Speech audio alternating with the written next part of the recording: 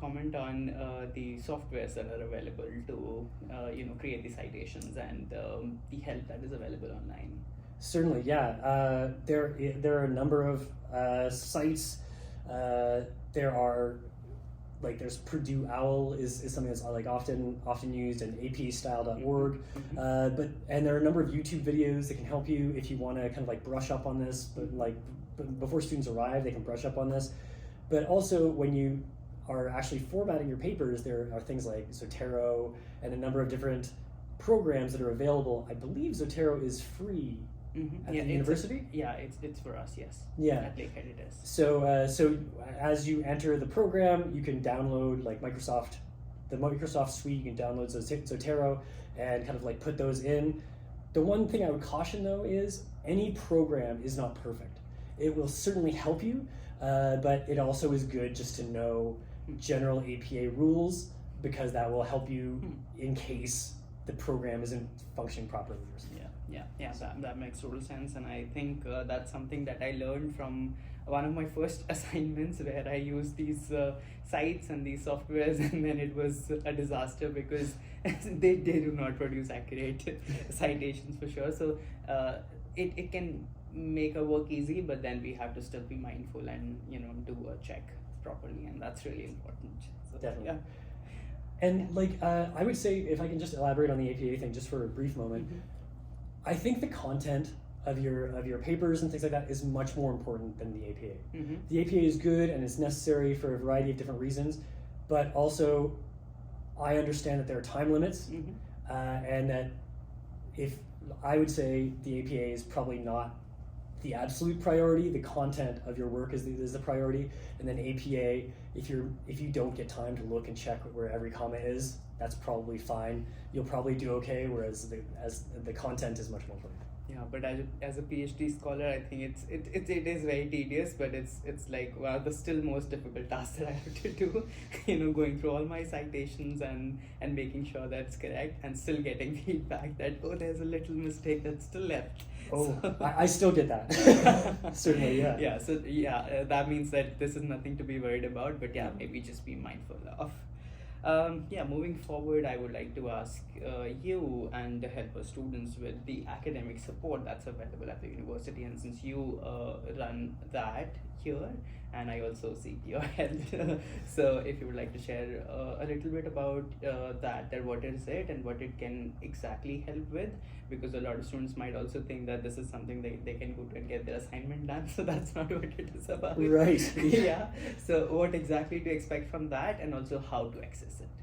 Certainly. Well, there is a student services office, and you can go to student services office and book an appointment to have your work edited.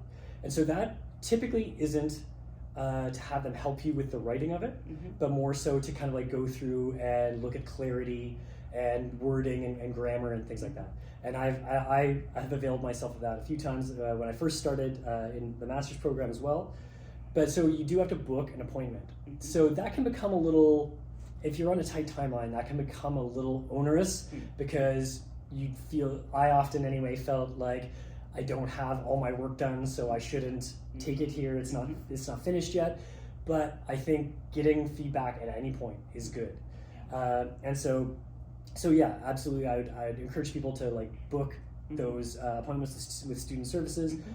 Another big resource is your professors, and I think I mentioned this earlier, but I often encourage students to meet with me ahead of time, and just sit down and read through and go through what are the main points you're touching on, and just to help with clarity and flow of narrative.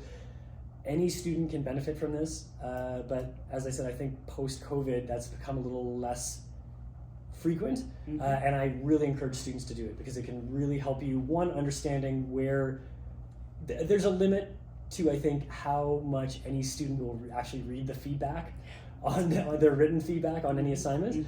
I try and give lots of written feedback, maybe too much, but having a verbal conversation where you can have a back and forth is I think really beneficial. And I don't know many, if any, professors or instructors in the MEd program that are unwilling to meet with their students. I think it's very encouraged. And that's totally right. And I would just like to reiterate the feedback part, and I think it's really important to go through the feedback in detail. And you're lucky if your professor is giving you a lots of feedback like Jay does. And also, I am lucky because my supervisor, Dr. Gerald Walton, also gives a lot of feedback, very detailed feedback, and it always helps. And a lot of professors who I've taken any course with, I have been lucky to receive that feedback, and that has really helped.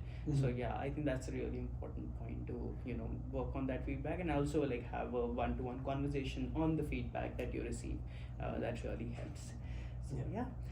So thank you so much with all the points. I think you have pretty much covered the ground about the theme that we have thought of for this video. Also, if there's anything that you would like to share as a closing comment, any tip, anything that you think is relevant around this discussion. Sure. Yeah, I would just like to say, I know for myself, when I entered the master's program, well, not the master's program here, but elsewhere, there is a learning curve. Mm-hmm. In any new environment, there's going to be a learning curve. And when I first entered, my first grades were lower than I anticipated. And so that naturally increased, gave me anxiety. Mm-hmm. But again, using the feedback, meeting with professors, your skills will then grow to the point where you're regularly able to meet the expectations and get to the level that you want to be at. Yeah. And so my big focus would be, don't worry initially about the grades. They will come with effort, but just try and enjoy the learning and try and take in as much as you can. Yeah, that's wonderful. Thank you so much, Dr. Kennedy, and I am really thankful to you as you took our time to help our incoming MEd students and share your expertise with them. So thank you. Excellent. Thank you. See you soon.